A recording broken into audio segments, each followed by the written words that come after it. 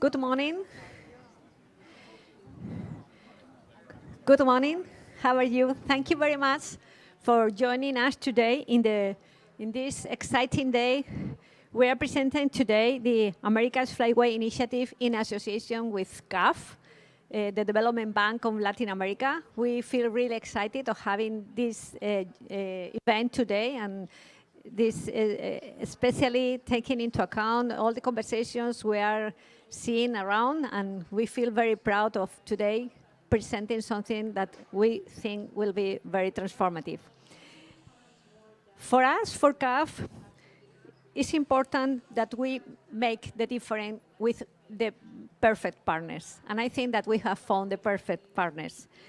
Usually, we are too much focused on local things, the local impacts of the loss of biodiversity, but in this occasion, we think that we are making a change by working with a hemispheric vision that really is very important for us. We consider that the America Flyway Initiative is really one initiative that will change the way we work, and we think that the integration by understanding how birds work, how the ecosystem of birds work, will really make a difference for people's lives. Today, we are presenting this initiative with the two best partners one could imagine. We have BirdLife International, the world's largest and oldest international partnership of civil society for nature and people. We have here Patricia Zurita, the CEO. It's a great pleasure to have her here today. And of course, we have Audubon. Elizabeth Gray, thank you very much for coming. The non-profit environmental organization dedicated to conservation of birds and their habitats for the Americas. We really have been working for several months to really have this presentation today. I really feel very happy that we can today begin something that we hope will last for many years and will change the way we in CAF work with our projects, with the countries that belong to our bank.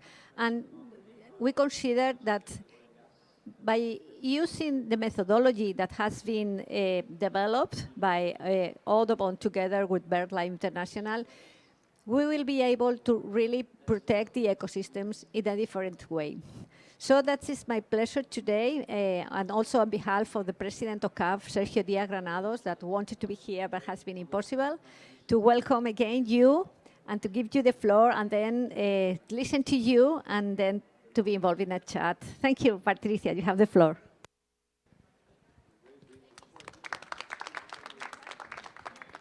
Thank you so much, Alicia. Yes, I need that. Welcome, everybody. As you heard, I'm Patricia Zurita. I'm the Chief Executive of BirdLife International. BirdLife is this amazing family of 117 organizations all over the world, all of us connected because we use birds as the best ambassador for nature. And I am absolutely delighted to be here with the Audubon Society, one of the two BirdLife partners in the US, with whom we are going to be working with CAF, replicating an initiative that we launched in Asia. The migration is an extraordinary opportunity to showcase people how we have to work together. It's not only something that helps us connect the sites where these birds use, but also that marvel people. I mean, just imagine a bird like this, a Hudsonian godwit, flying thousands of kilometers just to find a place where they can breed or find a place where they can winter. It's a bird that weighs about 400 grams, right? I mean, it's nothing. And they manage to do these amazing journeys. And they depend on us and maintaining the sites that are important for them so they can continue to do this.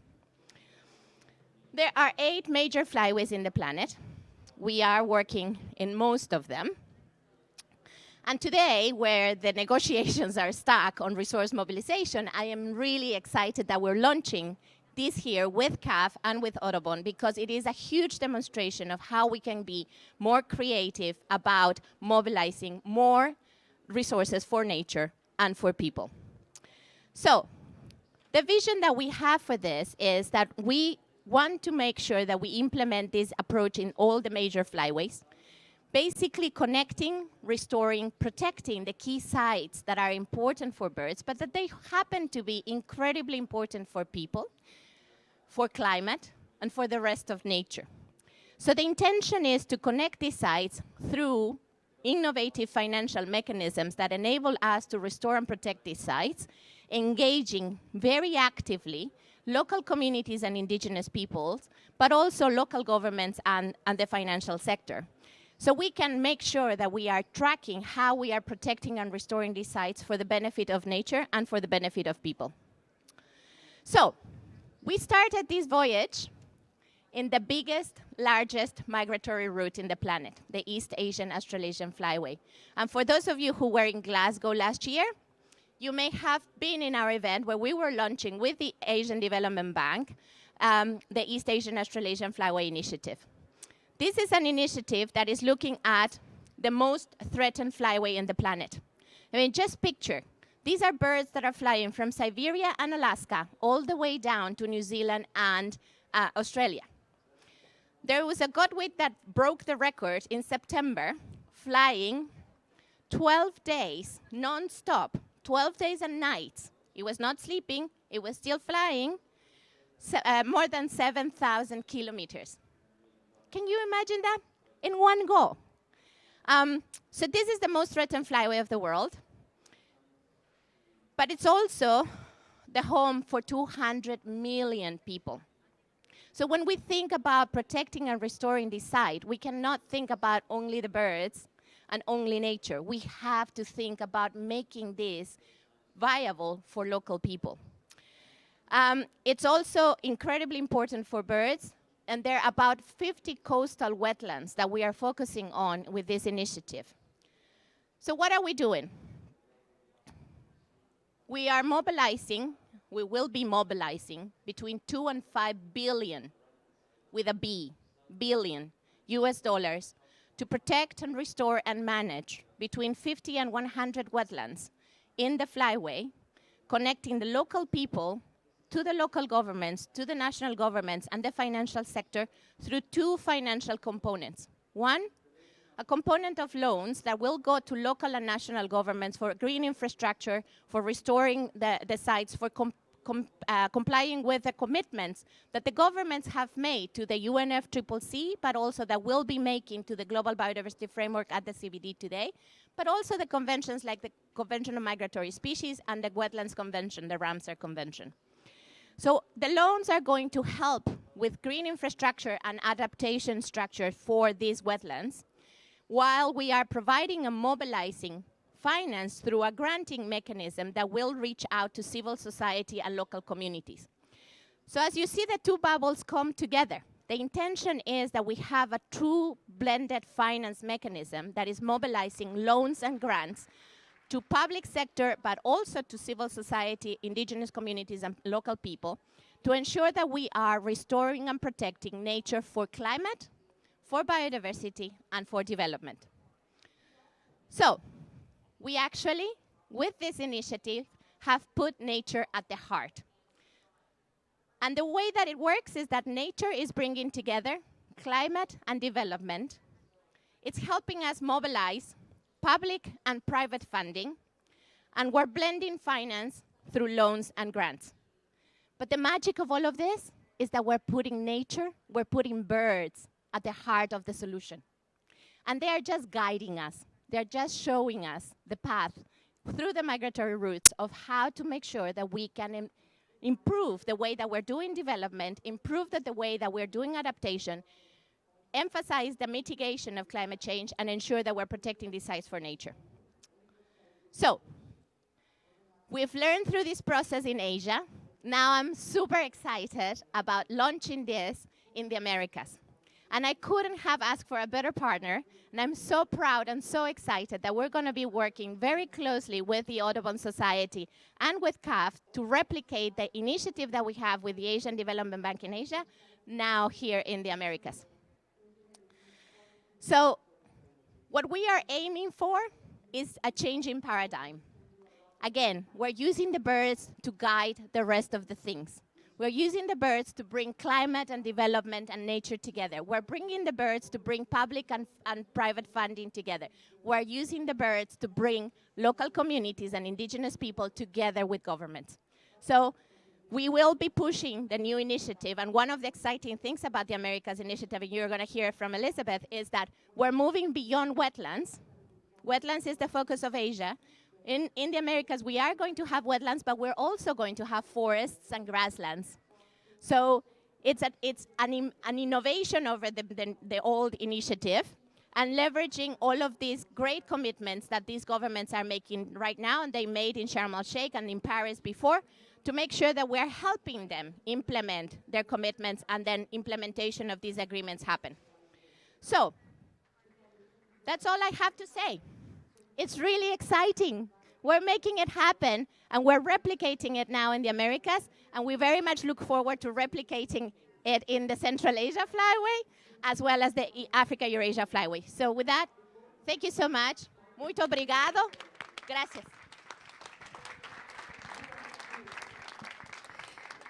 Thank you very much, Patricia, for your very clear explanation. We really feel very excited to be the new partner. America's initiative, I think, will imply new approach, new kind of ecosystem, so we feel very glad. But now I would like to present Elizabeth Gray, the CEO of National Audubon Society. Thank you very much, Initiative. You have the floor. Well, thank you, Alicia and Patricia. It's such a pleasure to be at today's event to launch one of the most significant and important initiatives for bird conservation across the Americas. And I also want to thank GEF for hosting us today in their pavilion.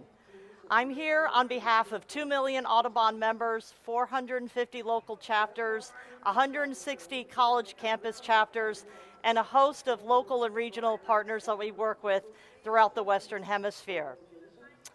Now, unlike most conservation organizations, Audubon is both a grass tops and a grassroots organization. And this allows us to have a lot of access and knowledge and data sharing, both with international governments down to local planning commissions. We have the power to convene diverse stakeholders around challenging problems like where to best site wind and solar generating facilities that have and reach needs of communities, as well as benefit birds and other biodiversity. Audubon has been a catalyst for change for over a century. We took on the fashion industry in the early 1900s and convinced women to remove feathers from their hats. We helped pass the Migratory Bird Treaty Act, and we also advocated for the ban of DDT in the 1970s. And so we bring a history of accomplishment and a wealth of data and experience to this wonderful partnership with BirdLife and with CAF to launch the Americas Flyway Initiative. So since our founding, Audubon has been listening to what birds tell us. We have been collecting data on birds since 1901, and analysis of this really rich data set has demonstrated to us a really startling fact, which is that we've lost 2 billion birds since I was born. The decline continues. We have over 550 species of birds in Latin America and the Caribbean that are at risk of extinction. Bird migration was a great unsolved mystery till about 200 years ago when a white stork arrived in Germany with an African spear embedded in its neck. That was really the first conclusive evidence that we had about bird migration. Well, since that time, we've learned a lot more, as Patricia nicely outlined, about the wonders of bird migration all over the world. And we also know that birds, because of all the data that we have, are actually more vulnerable to climate change and to habitat destruction than we ever actually originally imagined. So I also want to share a real life story about a bird and its heroic journey. So this battery weighs 12 grams. Picture a bird that has a black cap, a white belly, and little orange legs, weighing as much as this battery. The blackpoll warbler is the warbler in North America that makes the longest migratory journey, some of them traveling 19,000 kilometers round trip from Chile and Argentina to the boreal forests of Canada. This little bird basically does a 3-day, 3,000 kilometer nonstop push across the Atlantic Ocean during hurricane season. It has a really narrow margin of error. The problem is that the wintering sites and the stopover sites for this little warbler are disappearing. We know this Americas Flyway is one of the most vulnerable ones globally. It covers North, South, and Central America and the Caribbean, and ranges from the Arctic Circle down to Chile and Argentina. And so the really important thing to know is that the birds that we're losing along this flyway aren't just endangered, globally threatened or endangered species, they're also common species like hummingbirds and blackbirds. So why should you care? Why does any of this matter? Well, it's what Patricia said. Birds are an indicator species. They tell us what's going on with the environment. Birds need what people need. They need clean air, clean water, a healthy climate, and healthy natural systems. So a lot of you have, I hope, heard this saying about the canary in the coal mine. This is because miners use canaries to warn them about dangerous gases underground. Birds do not just warn people about things, they also warn animals about approaching threats. The name of the red-billed oxpecker in Swahili translates to the rhino's guard.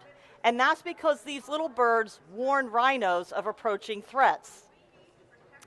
When you see big clusters of dead birds, that can often indicate outbreaks of the West Nile virus. And we know that even the earliest humans were using birds to help them understand when they were going to experience potentially predators or severe threats. Scientists now believe that birds like the bar-tailed godwit can actually hear really low-frequency sound that is inaudible to us, and it helps them know when we're about to experience severe storms and even tsunamis. So the rapid decline of biodiversity that we're experiencing, the climate impacts that we're experiencing are a different kind of tsunami. But birds are telling us to pay attention.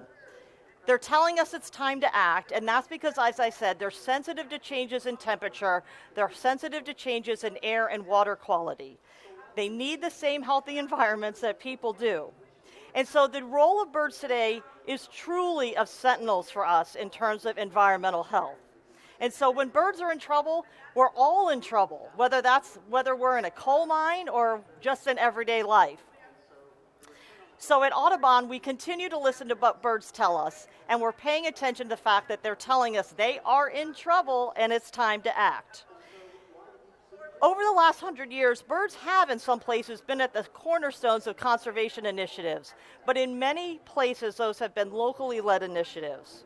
But with ever increasing knowledge and scientific capacity, the technology that we have, what we're learning is that if you just look at one place that a bird exists, that is short-sighted at best and catastrophic at worst, because when birds go through these long migrations and they end up arriving at a site that is degraded or converted or destroyed, they're totally in trouble.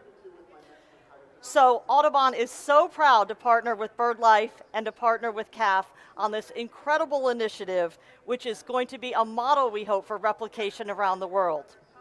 Together, we've developed a hemispheric solution that is designed to install protection for birds across 35 countries, from the tip of Tierra del Fuego up to the boreal forests of Canada.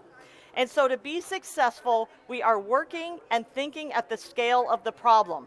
We are thinking bigger. We are thinking bigger than countries or continents or governments. We are thinking at the scale and the magnitude of the journey of this little black-poll warbler. So over the next 10 years, we're going to use market-based solutions to combat climate change and to combat this rapid biodiversity loss, to conserve, protect, or restore more than 30 large-scale landscapes and seascapes.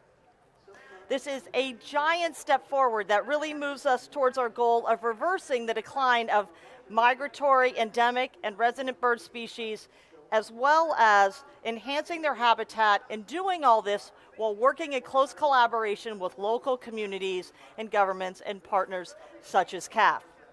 So this initiative centers on accomplishing 3 things. First, we plan to conserve, protect, and manage 30 large-scale land and seascapes for birds, nature, and people across the Americas in a way that mainstreams birds into investment strategies. Second, based on this concept that you heard from Patricia, that was launched by BirdLife and the Asian Development Bank, we're going to establish a comparable funding mechanism of $3 billion over the next 30 years. And then finally, our goal is to inspire stakeholders about the wonder of birds and their flyways. We know birds exist on all continents in all countries. Everybody has some kind of knowledge or some kind of experience about birds. We see firsthand that birds have the power to unite people across political and ideological divides. They have the power to engage and motivate people together all across the world. And so we really envision this broad coalition of public and private partnerships that are championing bird conservation in order to save our planet. So CAF, you have the resources to drive the greatest ever investment of bird conservation in the Americas. Thank you. This program is a total game changer in terms of enabling us to address the biodiversity and the climate crisis together and to meet our sustainable development goals. So I want to close by thanking our innovative funders, thanking all of our public-private partnerships for embracing this flagship project that is going to enable us to combine resources and combine expertise across the financial, the scientific, and the political world. This is enabling us to achieve really meaningful and tangible results. And today we know the state of the planet. We know about the plight of birds. We have the resources and the data to tackle this. We know what places birds need. We have to listen to our canaries in the coal mine. And what they're saying is, it's time to act, and so act we are. Thank you.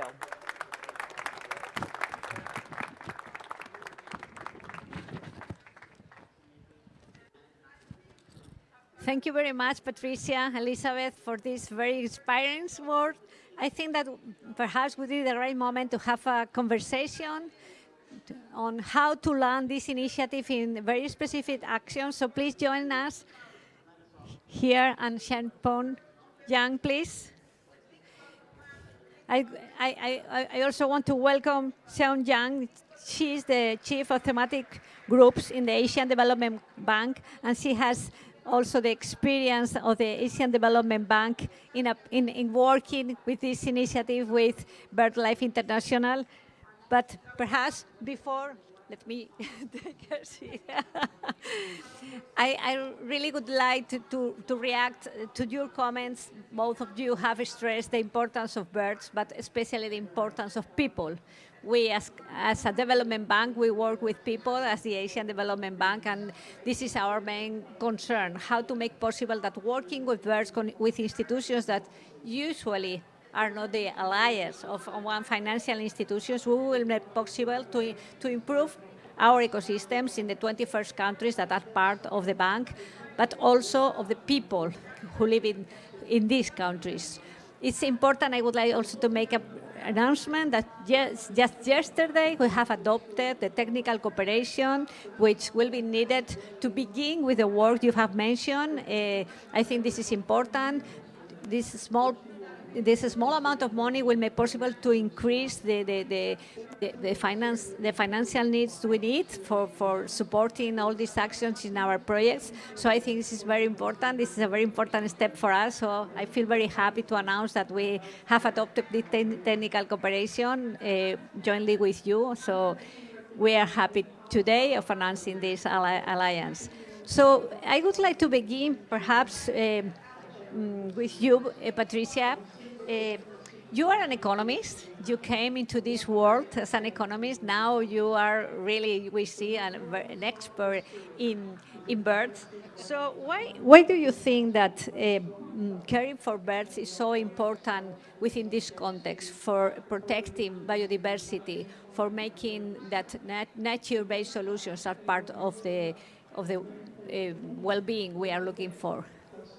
Thank you, Alicia. Well, first of all, thank you so much for that technical cooperation that is going to help us really map out which are the sites that we need to be working in, identifying the local communities that we are going to be engaging with the local governments and the national governments to make this work. I want to also give you a little bit of a caveat. Unfortunately, I'm going to have to leave 10 to 11 because we are doing a press conference with the other CEOs of the conservation community. As you probably know, the status of the negotiation is critical right now. So we're playing all of these hats of launching really cool new initiatives like this one at the same time that we're putting pressure on the governments and making sure that we end up with a solid agreement out of this meeting. So, why are birds important? I mean, Elizabeth said it. They are the canary in the coal mine. They are the most published taxonomic group of organisms in the planet. We know more about birds than any other group of living things in the planet. And not only because they're beautiful and they're everywhere, but because they are incredibly reactive to the changes of the environment. So we are being able to see what's happening when climate change is affecting a site. We're seeing how populations of birds are already nesting later or missing their feeding periods for nesting because of the changes in temperature and because of the insects that are not available. We are already being able to see through the birds that the planet is changing and that nature is in trouble. Now, the important thing here is that we are using birds to change the way that we're doing development. These sites that we are hoping to protect and restore and manage are incredibly important for development. They are incredibly important for people. They are the areas that farmers and ranchers and fishers depend on. So we want to make sure that we are using the guidance of the birds to come in and bring partners like yourself and the Asian Development Bank so we can really catalyze serious funding that can enable us to have green infrastructure, nature-based solutions to address the crisis, the climate crisis and the threats that climate are posing, but at the same time that enable us to create development opportunities for these local communities and indigenous peoples that at the end of the day are the guardians of these lands. So we're using birds as the thread that is connecting us, as the guidance that is helping us bring in serious funding for serious development that can really be sustainable in the long run for climate and for nature. Thank you very much. I think this is very clear, but now perhaps I would like to listen to Elizabeth as an ornithologist, scientist. We have here different approaches, financial, but also science is key, and I know about your background. So why do you think it's so important? You mentioned that, but perhaps to reinforce this point, the hemispherical approach. Why do you think that working with CAF is really crucial in this case? Please explain us. Absolutely. I'll underscore this a little bit more. So we have to think at the scale of the problem of the issues that we're dealing with today. This meeting is a great example of that. We have to pull together across countries and governments. We must have global solutions to the global biodiversity crises and the global climate crises that we are facing. And those intersect. They are not exclusive of one another. They impact each other. So we know that wildlife and the biodiversity we're all here talking about this week moves. We know it moves if you're migratory, as a migratory species, and whether you're a fish or a bird or other types of animals, you're moving across through countries, you're moving across continents. You need the connectivity of that landscape. That connectivity is going to become even more critically important as the climate continues to change. Ranges are going to contract and expand. They're going to move. We have to be able to incorporate this concept of connectivity beyond the borders of governments, beyond the borders of how we've traditionally thought about our work. We have to break down silos, and that's why this hemispheric approach is so very critically important. breaking down silos, breaking down barriers, and really focusing on what biodiversity needs from us to ensure that we and the planet continue to thrive moving forward. Thank you very much. Yeah. It's clear. I think that we have heard a lot about connectivity these days, and perhaps this is one of the main characteristics that makes this very, very appealing for all of us. Thank you very much, Elizabeth. Now, Xiangong Yang, thank you very much for joining us. We really are very happy to have you here and learn about the experience that the Asian Development Bank has had with BirdLife International, and to learn lessons from you. So please, you have the floor. Thank you.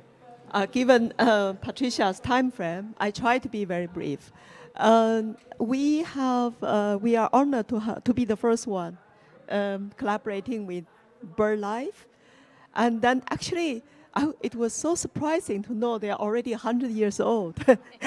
Today, I am so surprised to know your agency, Audubon, is also has such a long history developed in the development field and also CAF.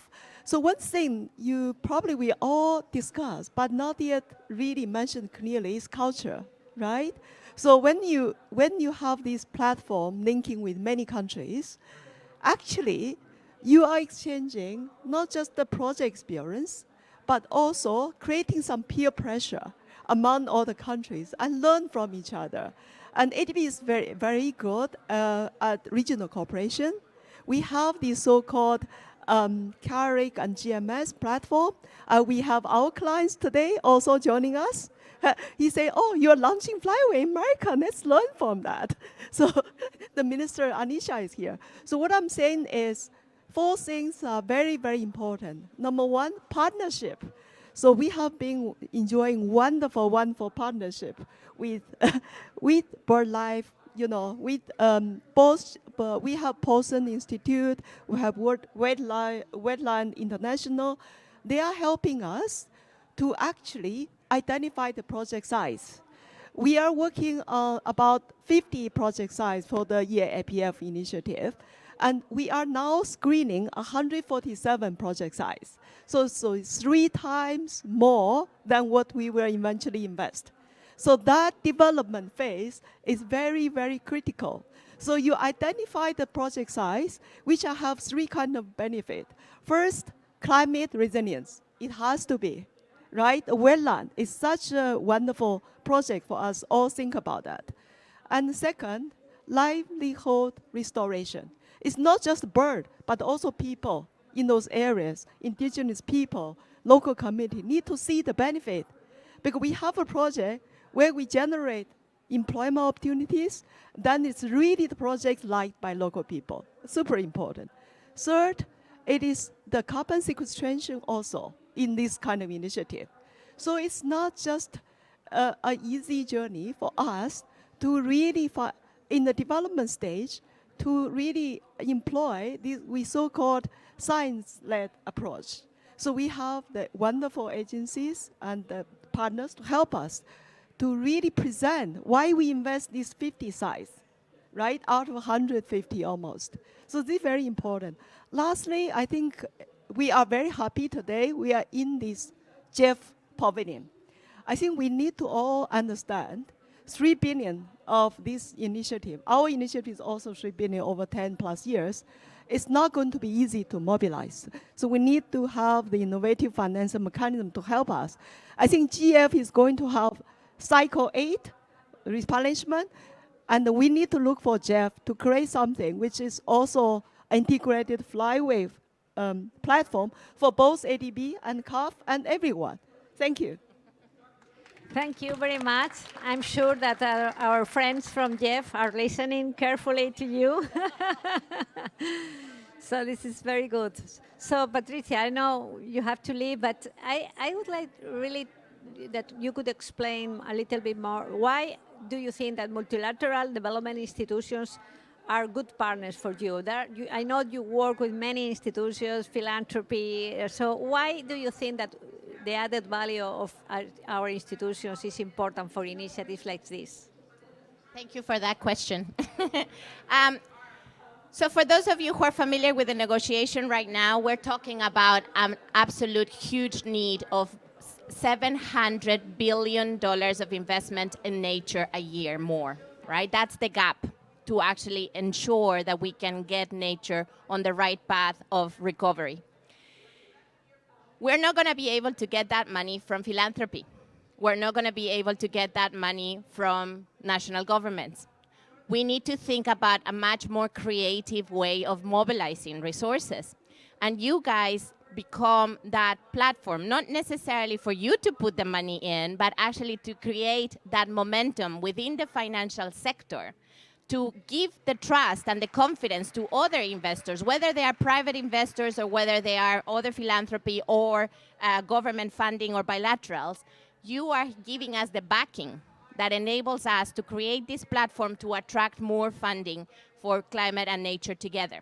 So you become that linchpin, really. We've been chanting, I mean, you said it, we've been chanting this for more than 100 years, right? We've been trying to get this moving for 100 years. But with your support, with your trust, with your investment, then this conversation completely changes. It goes to the financial world. The financial world starts paying attention and starts seeing that it is worth investing in these sites because we are bringing together, I mean, and Sharon said it very clearly, climate adaptation and resilience with nature conservation and people development. I mean, it's the panacea, really. And what we are doing by building up the relationship with you guys is really creating that space for attracting funding from other sources and making that possibility of resource mobilization a lot more real. One quick thing that I wanted to mention is that all of this is about partnership. You know, it's about trust.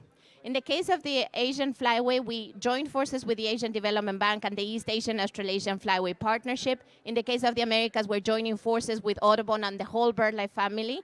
But it is about reaching beyond. You guys come into this family, this small nucleus of the family that is really willing to reach out to private investment, to public investment, to philanthropy, to local communities and indigenous peoples, to local governments, national governments, and regional initiatives in a way that is truly letting the birds guide the way that we're bringing all of this together. So that's why you are important in this.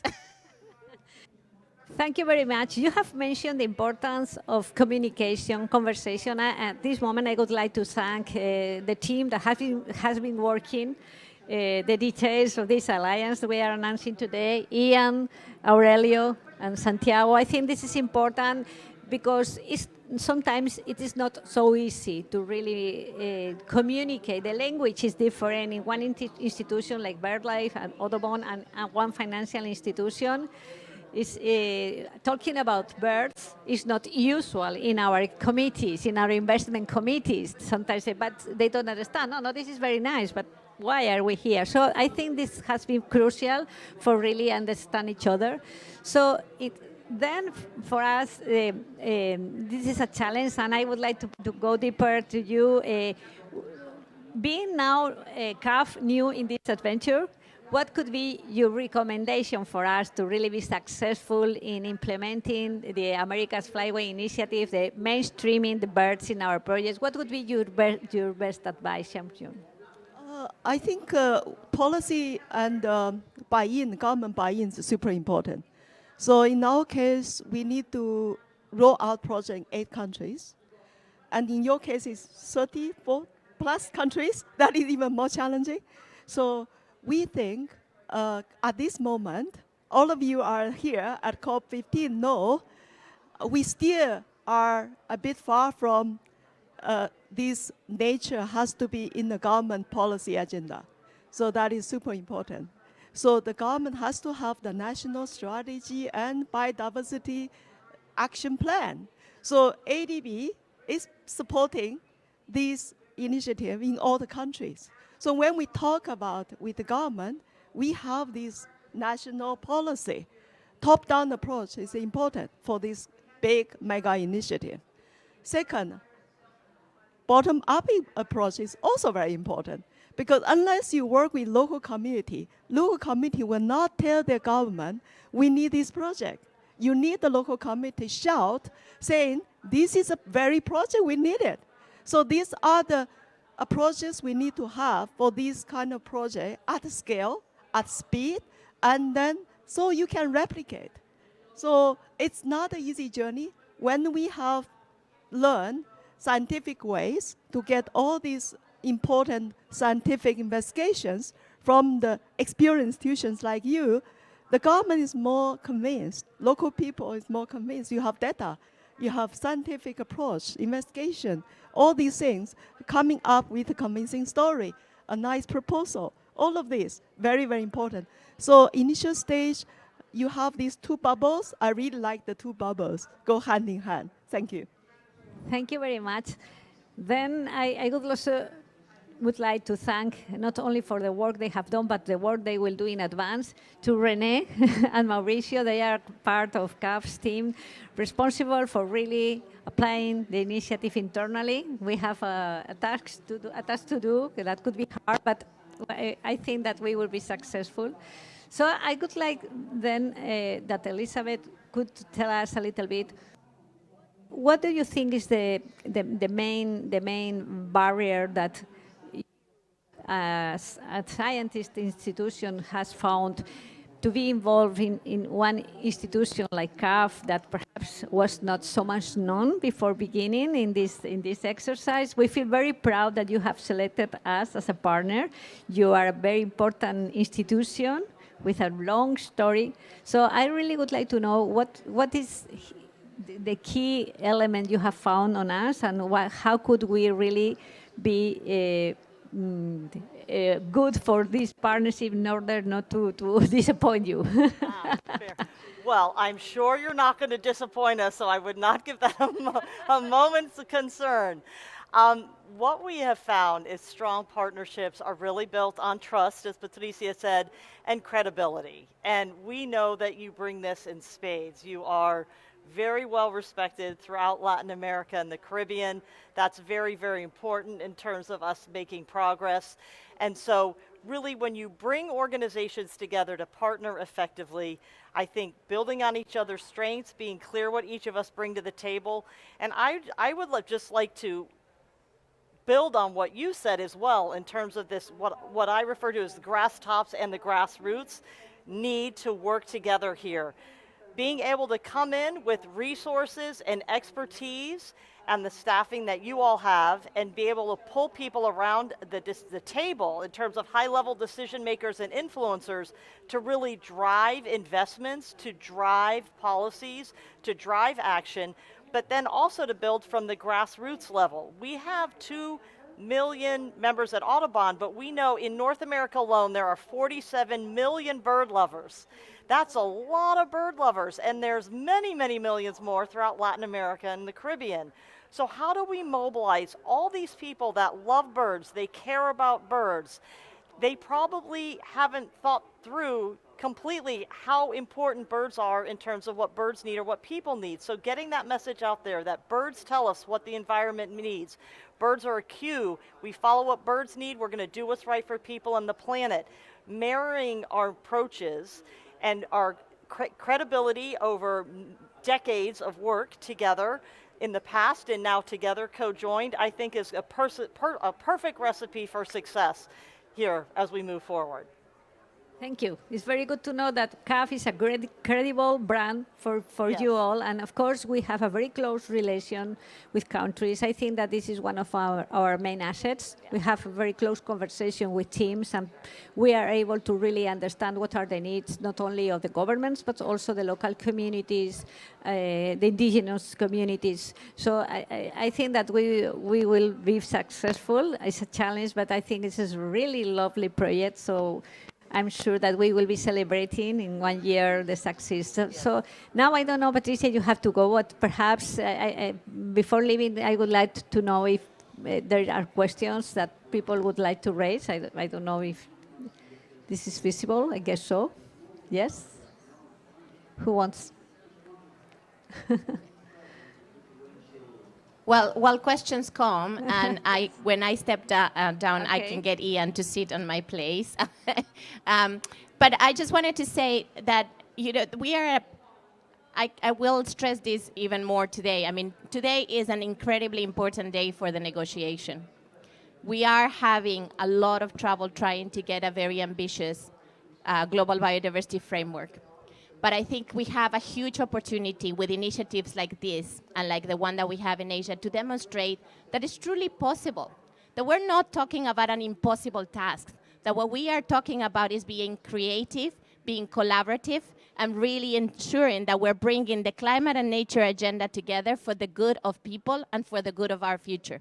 And I want to applaud you both, development banks, because your trust, as I said before, is making a huge difference. This is actually helping us demonstrate that what we are asking and what we are demanding the governments to sign as an ambitious global biodiversity framework is already starting to happen, and it is going to be possible. So with that, I'm really sorry that I have to leave, but I have to go to the press conference. Ian, can you come, please? Thank you, guys. Thank you very much, Patricia.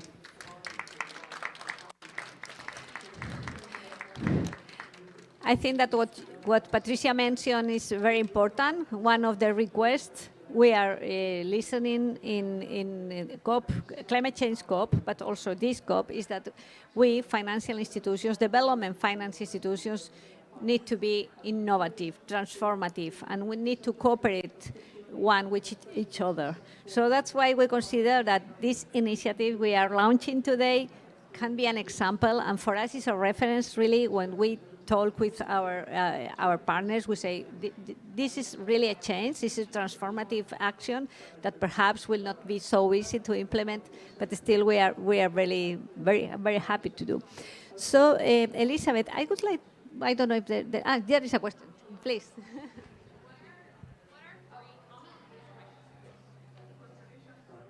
I was just going to ask, what are 3 things that we can do after this event today to support this initiative? What are the 3? What are 3 things that we can do today after this event to support this new initiative? As an individual. Okay. Well, I think it's important. Well, I know. Sorry. No, for us, it's important to really identify the very concrete actions that we need. We are working in our portfolio to really identify those projects that could be eligible for this initiative. So as individuals, I think that it's important that we will not delink the birds from the finance. Sometimes we are seen as, perhaps, I wouldn't say enemies, but not allies, especially allies. And I think that it's important that we change the way that both scientists and financial institutions talk about each other. And as Patricia said, make sure that we are talking the same language and we are looking for the same objective. So by identifying these specific projects, I think that we will be able to really land what are we talking about. That's why it's very important for us. And perhaps, Shannon, you can tell us about the projects you have promoted in the Asian Development Bank. Yeah, I have the pleasure to explain. This initiative is a long-term initiative. It's not going to be easy to really think there are some quick wins. So even the development stage will take time. It is time-consuming. So we need a lot of volunteers who wants to come in to support. Because can you imagine the area, geographical area this initiative covers? Obviously, you can find your roles as a volunteer, investor, as development partner, implementation partner, monitoring, evaluation, capacity building of local communities, communication of what these great things about. There are many roles you can play. So it is everyone's responsibility to really improve the nature. Thank you. Thank you very much. Elizabeth. I would agree. I love that point. It is everyone's responsibility. And I think so that people understand that the issues that we're tackling here at these COPs are issues that we bring into our daily lives. We're all affected by climate impacts. It doesn't matter where in the world we live. We're all suffering from biodiversity declines. It affects our food systems. It affects the air we breathe. It affects the trees in terms of whether we have clean air and clean water. So taking what's happening at these global meetings and bringing that back to your everyday lives and understanding that we are all directly impacted as individuals and that these issues intersect one another. They're not siloed issues. And also being patient because we're in for the long run, knowing that we're going to try things, we're going to succeed in some things and we're going to ramp those up. We might not succeed in others, we'll quickly pivot. But knowing we're in for the long game, while recognizing we also need to move rapidly, given the state of the world today, that patience, that learning mentality, and that all-in attitude, I think is going to be key. Thank you. Ian, perhaps you want to add? I would just, I would also reinforce the outreach that needs to happen as well. This is a beachhead, and there's an initiative and a momentum growing. So the question was, how do we engage others in this process, whether it be individuals or organizations?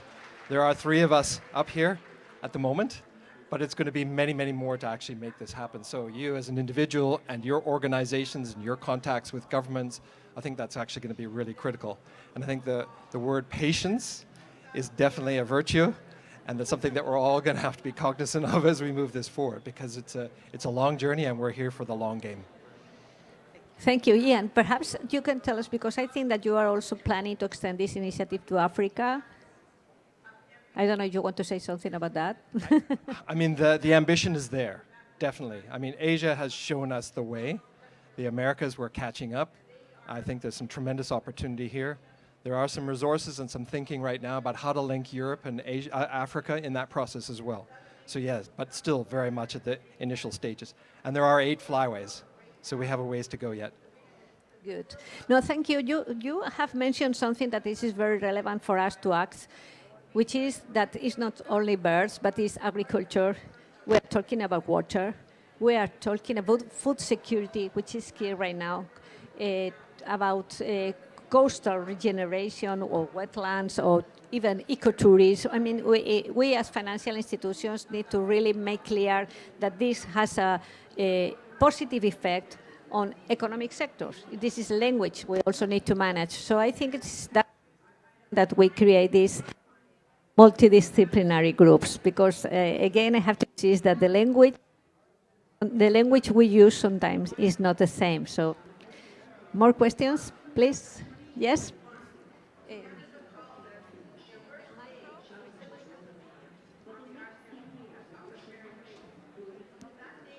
Thank you. And thank you very much for such interesting presentations. Yesterday, CAF also participated in a very engaging event on protecting what are actually known as swimways, which are the migratory routes of sharks, whales, and other animals. I was wondering if there are any synergies between this initiative and the initiative you're working in the Eastern Tropical Pacific as well. Thank you. Yes, in our case, by sure. What we are really is trying to link the migration of birds with the migration of fishes. We have the initiative SEMAR in the corridor. So I think it's important that connectivity is not an isolated thing. Birds, fishes, animals by land. So I think that this is something that we need to work further. Will even be, I wouldn't say more difficult. I think it's easier because people begin to understand that everything is connected. So by all means, we're trying to select our projects, especially related with the other initiatives we have. More questions? Hello. My question might be for Xiaohong, since you have a bit of I guess you started earlier, so you might have within your portfolio. I'm wondering if you could help us, because you've set through these 2 initiatives, you set the bar very high. You're looking for win, win, win, win, right? You're talking about job creation. You're talking about carbon sequestration. Good for biodiversity, good for birds. So can you help us dream a little bit? Do you have a few projects in your portfolio to really make that, help us understand like a concrete example of a project where you've managed to pull all those wins together, whether it's a specific or a hypothetical? Just help us dream, because this is a big ambition here. We do. The answer is very positive. we had a project in China, the Jiangxi province. This now, after the wetland rehabilitation, the project is now listed in the UNESCO World Heritage Site. It generates 4,000 employment. There are more than 40 hotels along that side, attracting 1 million tourists per year. So they are now in China, even because of the COVID pandemic, the investment is not really like before, right? So local government want more investment. They want to invest in nature. So they know how nature is so important for their health. So we talk about One Health initiative. So that is super, very, very powerful. When you show people what are the projects we have done and how the people benefit, bird benefit, wetland. So we should do more this outreach. So then they will really understand. We also do a lot of projects in Pacific, in the ocean. So we have this Health Ocean program, which helps to avoid the plastic, do the ocean coastal line, city development. We have fisheries. We have been quite active in agriculture sector, coastal cities, transportations, and all these projects. So one thing I want to say, when you talk about nature, it's not just nature by nature. You have to think about broad, how you mainstream nature to all different sectors, and how do you really uplift nature through this mainstreaming. Then you can attract more investment. Thank you. Thank you very much. It's about finishing, but I would like perhaps that any of you would say as a headline what this initiative means for your institution, beginning by Ian, then Shanton, and you will close, Elizabeth. First, Ian. Very quickly, for me and for BirdLife in general, because we are a partnership-based organization, it means everything. 3 billion birds have been lost since 1970, North American birds. We need to do something that's different because over the last 30 years, we have not achieved our goals. And so this is an opportunity, I believe, to actually take it to that next step. And I'm so excited that we are doing this in partnership with Audubon, in partnership with CAF, and the whole number of partners that we work with across the region. So that's what I would leave as a message. Thank you. Thank you. Thank you. My background is transportation. We do a lot of people-to-people connectivity. So I think we need to think about bird-to-bird connectivity and then to think beyond just transportation and integrate all this bird nature into our operations and investment, which is really, really interesting, exciting. Thank you. Thank you. Elizabeth. This partnership and this initiative is really a paradigm shift. We need paradigm shifts in the world right now. That's how we're going to solve these crises. And so this is about partnership and collaboration. It's about thinking about at the scale of the problem. It's about scaling up our work to think about things at the scale at which they're happening and to do this quickly in the decade where it's absolutely critical that we tackle biodiversity and climate crises. So that's what this is about to me. Paradigm shifting and having real impact on the ground. Thank you. Thank you very much. I would conclude by saying that for CAF, this is a very exciting moment, equally moving and challenging, but I know we will be successful. Thank you very much for counting on us, and thank you for participating in this panel, and thank you all for coming. Thank you. Bye-bye.